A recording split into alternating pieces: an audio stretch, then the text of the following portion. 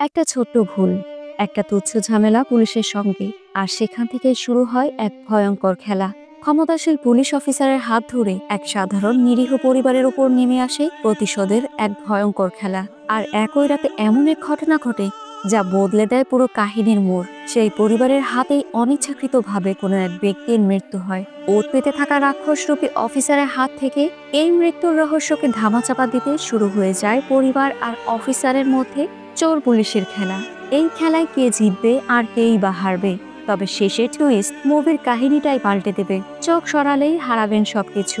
Suspense, thriller আর family drama নিয়ে show time মুভির কাহিনী আজ আপনাদের সাথে শেয়ার করব। সো ভিউয়ার্স, জলদি জলদি সাবস্ক্রাইব করে নিন। তো চলুন বেশি কথা না বাড়িয়ে শুরু করা যাক আজকের মুভির এক্সপ্লেনেশন।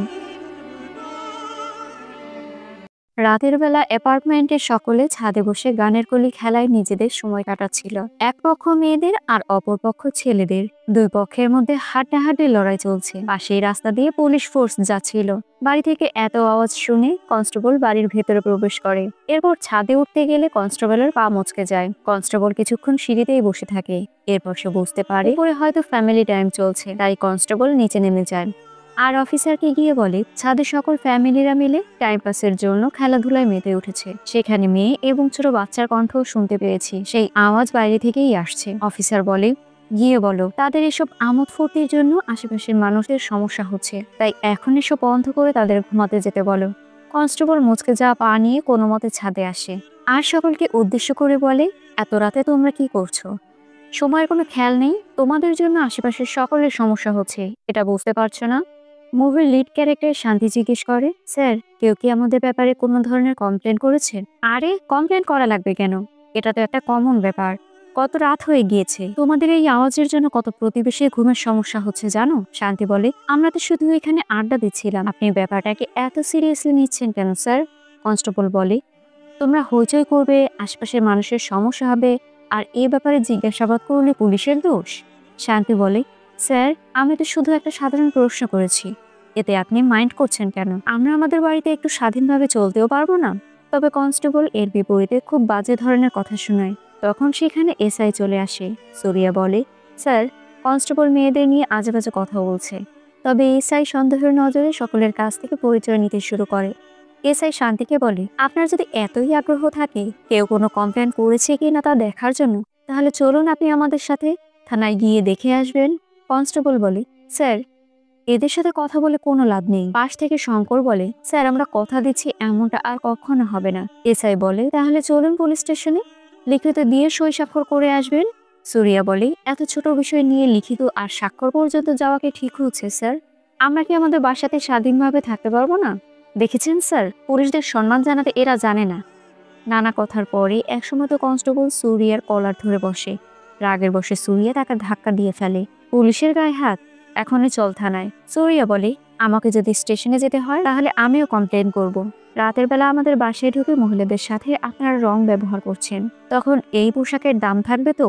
এমএলএ মিনিস্টার পর্যন্ত হাত রয়েছে, আপনাদের চাকরি আপনারা সামলাতে পারবেন তো?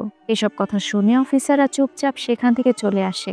তাদের মধ্যে প্রতিশোধের আগুন দাউ দাউ করে জ্বলে উঠেছে। সুরিয়ার ছোট্ট পরিবার, শান্তি হচ্ছে তার স্ত্রী, আর ভাইসু তাদের একমাত্র কন্যা সন্তান।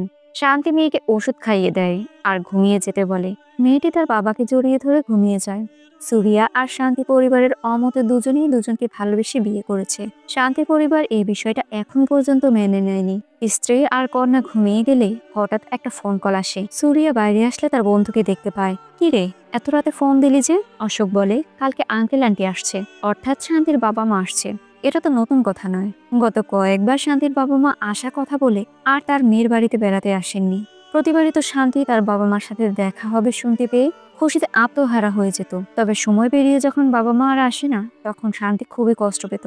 তাই এবার সুরিয়া বলে, শান্তির মা বাবা আসলে না হয় শান্তিকে আমরা সারপ্রাইজ দেব, কিন্তু এই ব্যাপারে আগাম কোনো ধরনের কথা আমরা শান্তিকে জানাবো না। অশোক বলে, এবার সত্যি আসবে তারা, বিশ্বাস কর আমার কথা। আচ্ছা যদি তারা আসে তাহলে কিন্তু পার্টি দিতে হবে, ঠিক আছে? পার্টি দেওয়ার জন্য রেডি থাকিস, আমি আসছি। সুরিয়া তার বাসার মধ্যে প্রবেশ করে। কিছুক্ষণ চুপ করে বসে থেকে দোতলা শঙ্করের বাড়িতে যায়। শঙ্কর বলে, এত রাতে কোনো সমস্যা হয়েছে? সুরিয়া বলে, কিছু মনে না করলে একটা কথা বলি, কাল হয়তো শান্তির বাবা মা আসবে। এর আগেও এরকম কিছু শুনে আমাদের মন মানসিকতা ভেঙে গিয়েছিল।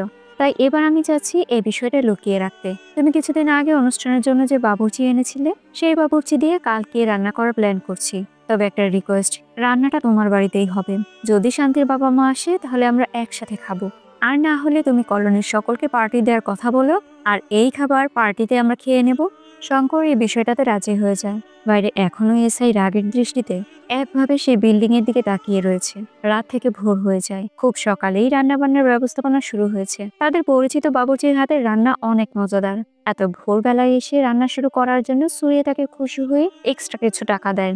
এরপর নিচে নেমে আসলে পেপার বয় তাদের বাড়ির উদ্দেশ্যে পেপার ছুঁড়ে মারে। পেপার বয় বলে, আচ্ছা দাদা, কালকে তোমাদের এখানে কোনো সমস্যা হয়েছিল নাকি? সুরিয়া বলে, কই না তো, কিন্তু কেন এই কথা জিজ্ঞেস করলি? ছেলেটি বলে, সকালে থানা থেকে এসআই ফোন করে এই পুরো কলোনির ব্যাপারে ডিটেলস জানতে চেয়েছে। সুরিয়া বলে, কেন জিজ্ঞেস করেছিল জানিস? তা তো বলতে পারবো না ভাইয়া, দেরি হয়ে যাচ্ছে, আজ আসি। চিন্তিত হয়ে সুরিয়া রুমে প্রবেশ করে। তবে খেয়াল করে ওয়াশরুমে শান্তি গোসল করছে। সুরিয়া জিজ্ঞেস করে, শান্তি, ও শান্তি, এত সকালবেলা গোসল করছো কেন? উপাস থেকে শান্তি বলে, অশোক ফোন দিয়েছিল, বেরিয়ে এসে সবটা বলছি তোমাকে। সুরিয়ার সাথে সাথে অশোককে ফোন করে আর জিজ্ঞেস করে, কি রে অশোক, তোকে না মানা করেছিলাম তোর দিদিকে কোনো কিছু না জানাতে? অশোক বলে, আমি তো বলেছি আজকের দিনটা খুবই ভালো, তাই মন্দিরে পুজো দিতে যাব। যদি সে যেতে চায় তাহলে ফটাফট রেডি হতে বলেছি। এ সময় অশোক জানালা থেকে খেয়াল করে ট্যাক্সির ড্রাইভার তাদের বাড়ির সামনে এক বয়স্ক দম্পতির সাথে দুর্ব্যবহার করছে। সুরিয়া দ্রুত বেরিয়ে এসে ড্রাইভারকে বলে, ভাইয়া কি সমস্যা কি? তবে ড্রাইভার কোনো কথা না বলে বয়স্ক দম্পতিকে সেখান থেকে জোর করে নামিয়ে দেওয়ার চেষ্টা করে। হাতাহাতির এক পর্যায়ে সুরিয়া তাকে সরিয়ে দিতে গেলে ড্রাইভার যেন ইচ্ছে করে 10 হাত দূরে গিয়ে পড়ে। ড্রাইভার বলে, তুই আমাকে চিনিস? আমি তোকে দেখে নেব, আমি তোকে মেরে ফেলবো। এই বলে ট্যাক্সি ড্রাইভার সেই স্থান থেকে চলে যায়। পরবর্তীতে ভাইসও ঘুমের মধ্যে আজবাজে স্বপ্ন দেখে চিৎকার করে ওঠে। সুরিয়া মেয়েকে ঘুম থেকে ডেকে জাগিয়ে তোলে। মা বলে, যখন উঠে পড়েছো তাহলে দ্রুত রেডি হয়ে নাও, আমরা একটু মন্দিরে যাব। তবে দুষ্টু মেয়ে বলে, না মা, আমার এখনো ঘুম হয়নি, আমি আর একটু ঘুমাই প্লিজ। মেয়েটিকে চকলেটের লোভ দেখিয়ে ঘুম ভাঙিয়ে দেয়া হয়। বাবা আর মেয়ে মিলে কিছু জিনিসপত্র আনতে সকাল সকাল বাড়ি থেকে বের হয়। মুদি দোকানে গেলে ভাইসুকে আগে চকলেট কিনে দেয়া হয়। মেয়েকে দোকানের সামনে দাঁড়িয়ে থাকতে বলে বাকি জিনিসপত্র সুরিয়া দোকানদারের কাছে চায়। দোকানদার বলে, আচ্ছা তোমাদের বাসা কি রেন্টে দেবে? না, গতকাল রাতে পুলিশ স্টেশন থেকে ফোন এসেছিল, সে কলোনির ব্যাপারে জিজ্ঞাসাবাদ করেছিল। এ কথায় সুরিয়া টেনশনে পড়ে যায়। দোকানদার বারবার ডাক দিলে তার হুঁশ ফিরে আসে। সুরিয়া খেয়াল করে সে ফোন আর মানিব্যাগ আনেনি। দোকানদার বলে, সমস্যা নেই, তুমি জিনিসপত্রগুলো নিয়ে যাও, পরে টাকা দিও। সুরিয়া গতকাল রাতের সব ঘটনা খুলে বলেন দোকানদারকে। দোকানদার বলে, পুলিশের সাথে ঝামেলা বাঁধানোর দরকার কি ছিল? আচ্ছা, তুমি সেই এসআই এর নাম জানো? দেখতে কেমন আর তার বয়স কেমন হতে পারে? সুরিয়া সব ডিটেলস বলে। সকল ডিটেলস শুনে দোকানদার তার কল লিস্ট থেকে সেই পুলিশ অফিসারের ছবি দেখায়। সুরিয়া কনফার্ম করে ইনি সেই ব্যক্তি। দোকানদার বলে, ইনি তো এসআই নয়, ইনি হচ্ছেন সিআই। বলা যায় পুরো সাইকো একজন লোক। আমি বলছি শোনো, কয়েকটা দিন খুব সাবধানে থেকো। সুরিয়া হুট করে খেয়াল করলে দেখতে পায় আশেপাশে তার মেয়ে কোথাও নেই। এ সময় দোকানদারের ফোনে শান্তি ফোন করে সুরিয়াকে চায়। সুরিয়া ফোন রিসিভ করে জিজ্ঞেস করে, ভাইসু কি বাড়ি গিয়েছে? ওপাশ থেকে শান্তি কি যে বলছে তার কোনো আগা মাথা সুরিয়া কিচ্ছু বুঝতে পারে না। তাই তো দ্রুত সুরিয়া বাড়ি চলে যায় আর কলিং বেল বাজাতে শুরু করে। শান্তি আতঙ্কিত হয়ে দরজা খোলে। শান্তির চোখে মুখে স্পষ্ট ভয়ের ছাপ। সুরিয়া জিজ্ঞেস করে, ভাইসু এসেছে? শান্তি মাথা নাড়িয়ে হ্যাঁ বলে। সুরিয়া বলে, তাহলে ফোনে আবল তাবল কি বলছিলে? শান্তি ভয়ে ভয়ে নিচের ফ্লোরের দিকে তাকায়। সুরিয়া জিজ্ঞেস করে, এই ব্যক্তি কে আর তিনি নিচে পড়ে আছেন কেন? শান্তি কাঁপা গলায় বলে, আমি যখন রেডি হচ্ছিলাম ভাইসু জোরে জোরে দরজা ধাক্কাচ্ছিল। আমি দরজাটা খুলে দেখি ওই ব্যক্তি আমাদের মেয়ের গলার চেন টানাটানি করছে। আমি দ্রুত গিয়ে লোকটিকে সজোরে ধাক্কা মারি। দেয়ালের সাথে বাড়ি লেগে লোকটি নিচে পড়ে যায়। সুরিয়া ব্যক্তিটির কাছে গিয়ে বারবার তাকে ডাকতে শুরু করে, কিন্তু তার মধ্য থেকে কোনো ধরনের সাড়া শব্দ পাওয়া যাচ্ছে না। এরপর শ্বাস প্রশ্বাস চেক করে। নিমিষেই পুরো দুনিয়া উলটপালট হয়ে যায়। সুরিয়া বলে, শান্তি, উনি মারা গিয়েছে। শান্তি আতঙ্কিত হয়ে বলে, সুরিয়া, বিশ্বাস করো, আমি ওনাকে মারতে চাইনি, আমি তো শুধুমাত্র মেয়েকে বাঁচাতে চেয়েছি। লোকটির কলার ধরে টেনে আমি ফেলে দিয়েছিলাম। এই বলে কান্নায় ভেঙে পড়ে শান্তি। সুরিয়া তাকে শান্ত করে বলে, ভাইসু কোথায়? দেখা যায় মেয়েটি তার বেডরুমে শুয়ে আছে। সুরিয়া মেয়ের কাছে গিয়ে জিজ্ঞেস করে, মা, তুমি কাউকে আঘাত পেতে দেখেছো? বাবার কোনো কথাই ছোট্ট মেয়েটি উত্তর দেয় না। বাবা বিষয়টি বুঝতে পেরে তার মেয়েকে ঘুম পাড়িয়ে দেয়। এরপর বেডরুম থেকে বেরিয়ে মেইন দরজা লাগিয়ে দেয়, সব জানালাগুলোর পর্দা ঠিকঠাক করে টেনে দেয়। সুরিয়া তার স্ত্রীকে বলে, শান্তি, যা হয়েছে অনিচ্ছাকৃতভাবে হয়েছে, তাই এই বিষয়টা আমাদের দুজনকেই সামলাতে হবে। কেউ যদি কখনো জিজ্ঞেস করে, সম্পূর্ণ দোষ আমি নিজের কাঁধে তুলে নেব। এই বিষয়টা কিভাবে সাজানো যায় এই নিয়ে সুরিয়া চিন্তা করতে শুরু করে। ঠিক এই মুহূর্তে মৃত ব্যক্তির পকেট থেকে ফোন বেজে ওঠে। সুরিয়া তার ফোনটা রিসিভ করে। ওপাশ থেকে ব্যক্তিটির স্ত্রী বলছে, হ্যালো, তুমি কি আমার কথা শুনতে পাচ্ছ? আমি আর কখনো তোমার সাথে না ঝগড়া করব না। প্লিজ তুমি বাড়ি ফিরে এসো। আমাদের কোনো টাকা পয়সার প্রয়োজন নেই। দয়া করে তুমি বাড়ি ফিরে আসো। মেয়েরা তোমার অপেক্ষায় বসে আছে। সব ভুলে মেয়েটার সাথে একটু কথা বলো। ওপাশ থেকে বাচ্চা মেয়েটি বলছে, বাবা তুমি কখন বাড়ি আসবে? রাগ করো না প্লিজ, দ্রুত বাড়ি চলে আসো। আমি আর কখনো খেলনা কিনতে চাইবো না বাবা। তুমি না আসলে কিন্তু আমি খাবার খাবো না।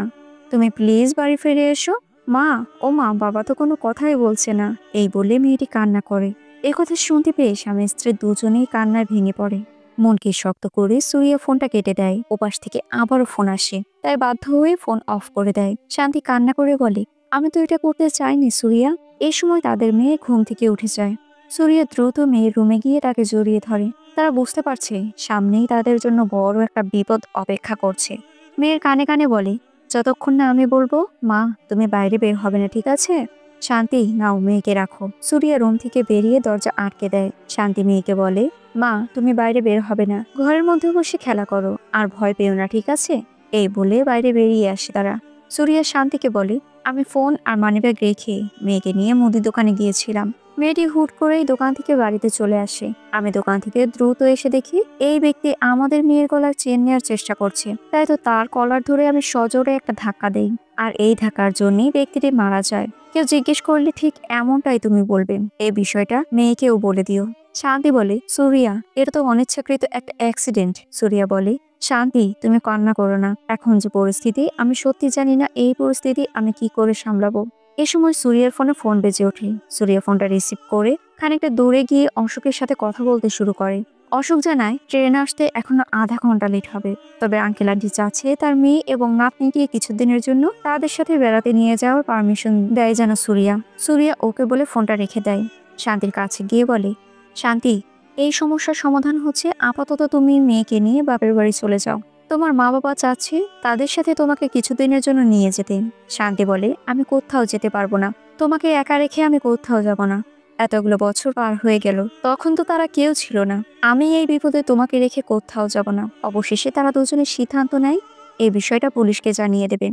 এই মুহূর্তে বাড়ির কলিং বেল বেজে ওঠে। দুজন দুজনের দিকে তাকিয়ে রয়েছে। সুরিয়া বলে, খেয়াল করে শোনো, বাইরে যা কিছুই হয়ে যাক না কেন, আমি না বলা পর্যন্ত তুমি বাইরে বেরিয়ে আসবে না। আবারও কলিং বেল বেজে ওঠে। সুরিয়া দ্রুত বাইরে এসে আগে লাশটিকে ড্রয়িং রুম থেকে গেস্ট রুমে রেখে আসে, যেখানে সুরিয়া জিম ট্রেন করত। এরপর বাড়ির সমস্ত জায়গা দ্রুত পরিষ্কার করে নেয়। একটা নিঃশ্বাস ছেড়ে নিজেকে শান্ত করে ধীর পায়ে গিয়ে দরজা খোলে। দেখা যায় সেই দোকানদার এসেছে। আসলে সুরিয়ার মেয়ে বাড়ি পৌঁছেছে কিনা এই বিষয়টা খোঁজ নিতে দোকানদার এসেছে। সুরিয়া বলে, মেয়েটি সাইকেল চালাতে চালাতে বাড়ি চলে এসেছিল।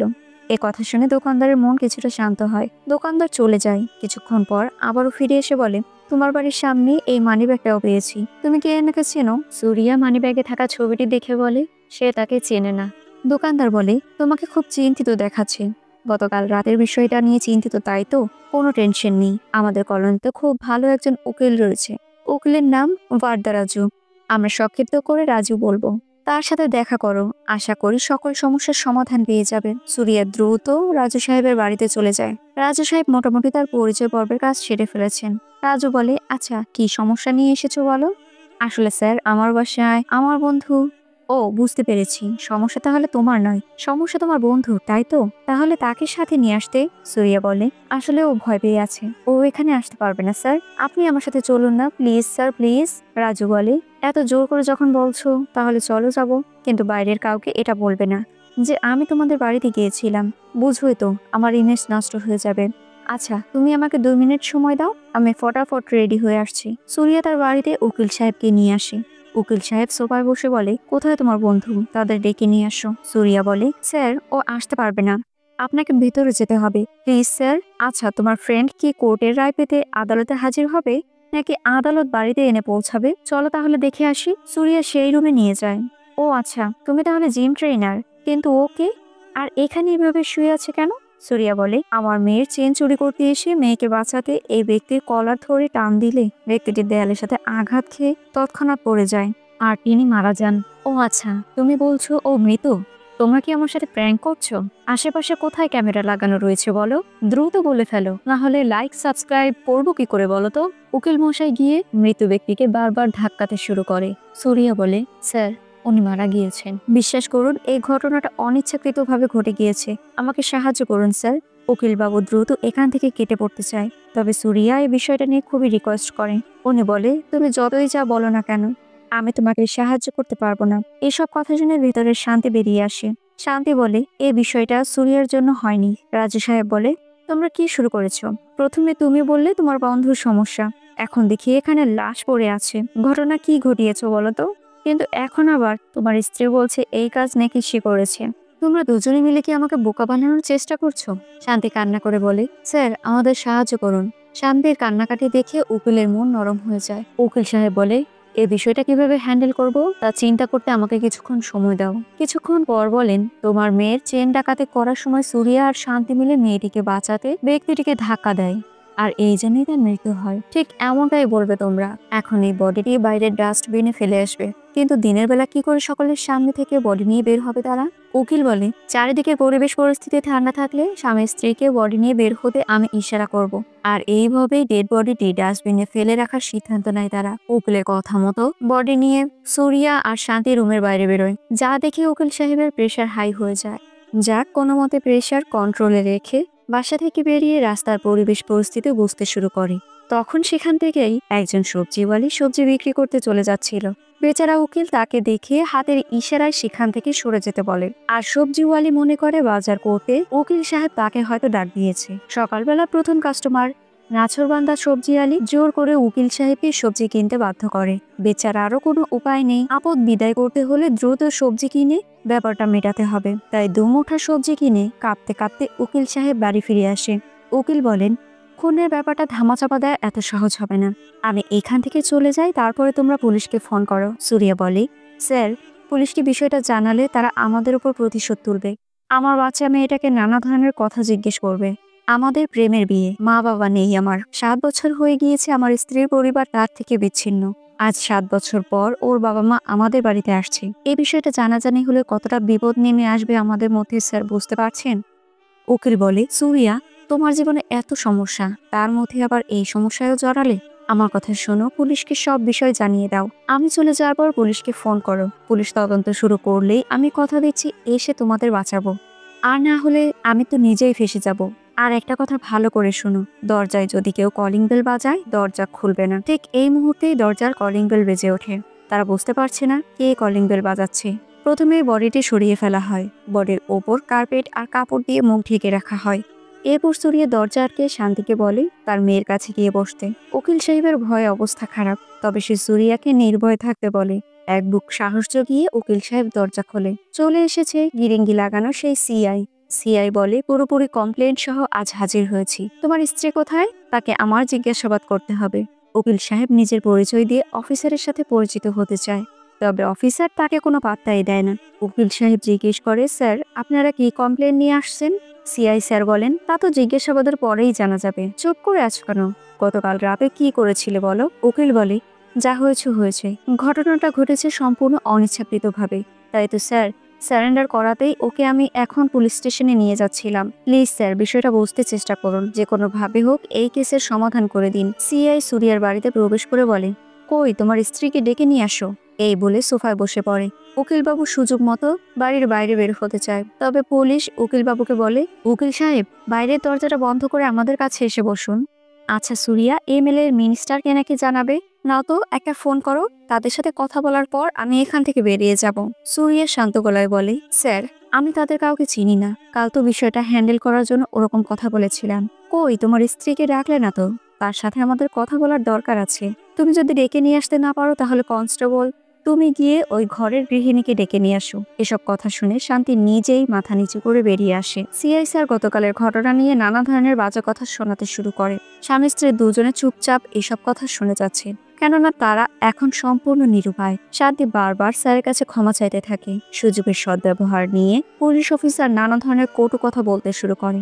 এসব সহ্য করতে না পেরে সুরিয়া সিআইকে এমনভাবে আঘাত করে অফিসার সেখানেই রক্তাক্ত অবস্থায় পড়ে যায়। না, এসব কিছু কল্পনা ছিল, বাস্তবে নয়। অফিসার একটু সামনে গিয়ে টেবিলে থাকা মানিব্যাগটি খুলে দেখে। সকলের চোখ ছানাবড়া হয়ে যায়, তবে তিনি আবারও মানিব্যাগ রেখে দেন। এরপর কমপ্লেন পেপার নিয়ে আইনের ধারা নাম্বার বলতে শুরু করেন। উকিল সাহেব বলেন, স্যার, ওরা তো 324 ধারা করেইনি। সিআই স্যার কমপ্লেন পেপারটি উকিলের হাতে তুলে দেয়। উকিল পেপার পরে রেগে বলে, কি করেছো তোমরা? একজন অটো ড্রাইভারের শরীরে হাত তুলেছ? এ সময় বাচ্চা মেয়েটির ঘুম ভেঙে যায়। সে তার বাবা মাকে ডাকতে শুরু করে। উকিল সাহেব ওয়াশরুমে যাওয়ার কথা বলে কমপ্লেন পেপার পকেটে ঢুকিয়ে সোজা সুরিয়ার রুমে ঢুকে পড়ে। উকিল বলে, এই ট্যাক্সি ড্রাইভারের সাথে আবার কখন ঝামেলা করলে? সুরিয়া বলে, গতকাল রাতেই ঝামেলা হয়েছিল। স্যার, আপনি অফিসারের সাথে একটু কথা বলে দেখুন না, যদি কোনো কিছুর বিনিময়ে এই বিষয়টা উনি সমাধান করতে রাজি হয়ে যায়। এ সময় বাইরে থেকে পুলিশ অফিসার উকিল সাহেবকে ডাক দেয়। উকিল সাহেব ভয়ে ভয়ে বেরিয়ে আসে। অফিসারের কানে কানে গিয়ে ফিসফিসিয়ে বলে, স্যার, যদি কোনোভাবে কিছু টাকা পয়সা নিয়ে এই সমস্যাটার সমাধান করা যেত। কি? তুমি কি বললে? তুমি আমাকে ঘুষ দিতে চাচ্ছ? সমস্যা নেই, আমি নিব, কিন্তু এই বিষয়টা নিয়ে আজকে কথা বলার আমার কোনো মুড নেই। আচ্ছা, ওয়াশরুম কোথায়? উকিল সাহেব ভয়ে ভয়ে পাশের ওয়াশরুম দেখিয়ে দেন। আসলে এক রুমে তো সুরিয়া আর তার পরিবার রয়েছে, তাই যেই রুমে ডেড বডি রয়েছে সেই রুমের ওয়াশরুম পুলিশ অফিসার ব্যবহার করতে চলে যায়। এমন পরিস্থিতি দেখে উকিল সাহেব নিজেকে কন্ট্রোল করতে পারছিল না। এই বুঝি ধরা খেয়ে গেল। সুরিয়া রুমের বাইরে এসে বলে, তারা কোথায় গিয়েছে স্যার? উকিল সাহেব কাঁপতে কাঁপতে রুমের দিকে ইশারা করে। তখন পুলিশ অফিসার বেরিয়ে এসে বলে, আচ্ছা, যেভাবে বলছো ব্যাপারটা সেটেল করতে আমি করব। এই মুহূর্তে দরজায় কলিং বেল বেজে ওঠে। উকিল সাহেব ভয় ভয় দরজা খুলে। শঙ্কর বলে, আরে মামা, তুমি এখানে? ও, বুঝতে পেরেছি, গতকাল রাতে আমরা পুলিশকে আচ্ছামতো কথা শুনিয়েছি, সেই বিষয় নিয়ে কি তুমি এখানে এসেছো? জানো, আমাদের কথায় ভয় পেয়ে গতকাল রাতে পুলিশ চলে গিয়েছিল। এলাকার বাচ্চারা তো বলছে সুরিয়া নাকি এই এলাকার হিরো। উকিল বারবার শঙ্করকে চুপ করতে বলে, কিন্তু শঙ্কর জোরে জোরে পুলিশের নামে বদনাম করতে শুরু করে। মানে আগুনে ঘি ঢালার মতো অবস্থা। ভেতর থেকে অফিসার শঙ্করকে ডাক দিয়ে ভেতরে আসতে বলেন। শঙ্কর ভেতরে এসে এই পরিস্থিতি দেখে তার অবস্থা কেমন হবে বুঝতেই পারছেন। শঙ্কর অফিসারকে সরি বলতে শুরু করে। উকিল সাহেব বলে, স্যার, আপনি বলেছিলেন না সেটেলমেন্টের ব্যাপারে কথা বলবেন। অফিসার বলে, ওটা একটা মিথ্যে নাটক ছিল। আচ্ছা উকিল সাহেব, এত সকালবেলা আপনি এদের বাড়িতে কি করছেন? উকিল সাহেব বলেন, আসলে আপনাকে কিভাবে বলবো স্যার, সামনেই আমার বিয়ে, তাই ফিটনেস টিপ নিতে সুরিয়ার কাছে এসেছিলাম। পুলিশ অফিসার কনস্টেবল আর লয়ারকে বলে পুরো বিল্ডিং মেম্বারসদের ডেকে আনতে। তাই তো উকিল সাহেব আর কনস্টেবল অ্যাপার্টমেন্টের সকলকে ডেকে নিয়ে আসে। আর গতকাল রাতের করা ভুলের জন্য অ্যাপার্টমেন্টের সকলকে কানে ধরে উঠবস করতে বলে পুলিশ অফিসার। প্রথমে বাচ্চা মেয়েটি, এরপর সুরিয়া, তারপর তার স্ত্রী কানে ধরে উঠবস করে। কিন্তু পুলিশ বলে, তোমরা একা একা করলে তো হবে না, সকলকেই কানে ধরতে হবে, তা না হলে বাচ্চাটিকে প্রথমেই আমি জেলে দিয়ে দেব। এ কথা শুনে সকলেই কানে ধরে উঠবস করা শুরু করে। অফিসার সকলকে পুলিশের বিরুদ্ধে কথা না বলার জন্য একটা শপথ পাঠ করায়। এই কাকিমার তো উঠা বসা করতে করতে মাজায় ব্যথা হচ্ছে, তবে পুলিশের কিছু যায় আসে না, মহিলাটি হুট করেই পড়ে যায়। তখন উকিল সাহেব খেয়াল করলে দেখতে পায় এটা তো FIR কপি। আসল ব্যাপার কোথায়? উকিল বলে, আপনি একজনের জন্য এভাবে সকলকে টর্চার করতে পারেন না। মনে রাখবেন, উপরে কেউ একজন সবকিছু দেখছেন। এ সময় সুরিয়ার ফোনেও কল আসে। অফিসার তার ফোনটা রিসিভ করে লাউড স্পিকারে দেয়। ওপাশ থেকে অশোক বলছে, আর মাত্র 15 মিনিট বাকি আছে, এরপরে শান্তি দিদির বাবা মাকে নিয়ে বাড়িতে চলে আসবো। এই কথা সকলেই শুনতে পায়। শান্তিও শুনতে পেয়ে তার মন যেন সম্পূর্ণ ভেঙে যায়। ফোন কেটে দেওয়া হয়। অফিসার আবার সকলকে তাদের কাজ শুরু করতে বলে। হঠাৎ করে খেয়াল করে একজন ছেলের পকেটে মোবাইল রয়েছে। বিষয়টা দেখে কিছুটা সন্দেহ লাগে, তাই তার ফোনটা অফিসার দেখতে চায়। তবে ছেলেটা ফোন দেবে না। আসলে ছেলেটা এই সবকিছু ভিডিও করছিল। শুরু হয়ে যায় চোর পুলিশের খেলা। কনস্টেবল সকলকেই আটকে রেখেছে। পুরো বাড়িতে দৌড় প্রতিযোগিতা শুরু হয়ে গিয়েছে। সুরিয়া চেষ্টা করে পুলিশ অফিসারকে আটকে রাখার, তবে এক পর্যায়ে তারা সেই রুমের মধ্যে প্রবেশ করে ফেলে। সুরিয়ার মাথায় হাত পড়ে যায়। প্রতিযোগিতা চলছে, আর প্রতিযোগিতার শেষ হয় মৃত ব্যক্তির কাছে গিয়ে। হুট করে এই অফিসার সেই ব্যক্তির শরীরের উপর পড়ে যায়, আর বড়সড় আঘাত খেয়ে মৃত ব্যক্তি জীবিত হয়ে যায়। অর্থাৎ ব্যক্তিটি সজ্ঞানে ফিরে আসে। মনে হয় ব্যক্তিটি বাঁচা মরার মাঝ বরাবর ঝুলেছিল। পাশে পুলিশকে দেখে সেই ব্যক্তি ভয়ে চিৎকার করে দৌড় মারে। এমন পরিস্থিতি দেখে সুরিয়া আর শান্তির গা হাত পা যেন থরথর করে কাঁপছে। পুরো 12টা ঘন্টা তাদের মধ্যে কি ঝড় বয়ে গিয়েছে তা নিজেরা বুঝতে পারছে। সুরিয়া নিজেকে সামলাতে না পেরে অঝরে কান্না করতে শুরু করে, আর এদিকে সেই ছেলেটি ফোনের ভিডিও তার ফ্রেন্ডকে পাঠিয়ে দেয়। আসলে পুলিশ অফিসার এই মার্ডারের ব্যাপারে কিছুই জানে না। সে তো গতকাল রাতের ঘটনার প্রতিশোধ তুলতে ড্রাইভারের সাথে ঝামেলার মিথ্যে একটা এফআইআর তৈরি করেছিল। এখন যখন এই বিষয়টা ভিডিও করা হয়েছে সে তো পড়ে যায় গেরাকলে। উকিল সাহেব বলে, নাও শুরু করো, এতক্ষণ এরা যা করেছে এখন তুমি তাই করবে। চাকরি বাঁচাতে বাধ্য হয়ে অফিসার সকলের সামনে কানে ধরে উদ্বোস করে। তবে সুরিয়া এই বিষয়টা এখানেই শেষ করতে বলে। কিছুক্ষণের মধ্যেই শান্তির বাবা মা সেখানে চলে আসে। দীর্ঘ 7 বছর পর আর একটা ভয়ঙ্কর রাতের পর শান্তি তার বাবা মার সাথে সাক্ষাৎকার করে। পরিবেশ পরিস্থিতি বুঝতেই পারছেন। যাক, অবশেষে হ্যাপি এন্ডিং দিয়ে আজকের এই কাহিনী শেষ হয়। সো ভিউয়ার্স, ভিডিওটি কেমন লাগলো? ভালো লাগলে লাইক, কমেন্ট, শেয়ার এবং সাবস্ক্রাইব করবেন। আর এতক্ষণ যারা আমার সাথে ছিলেন তাদের সকলকে অসংখ্য ধন্যবাদ।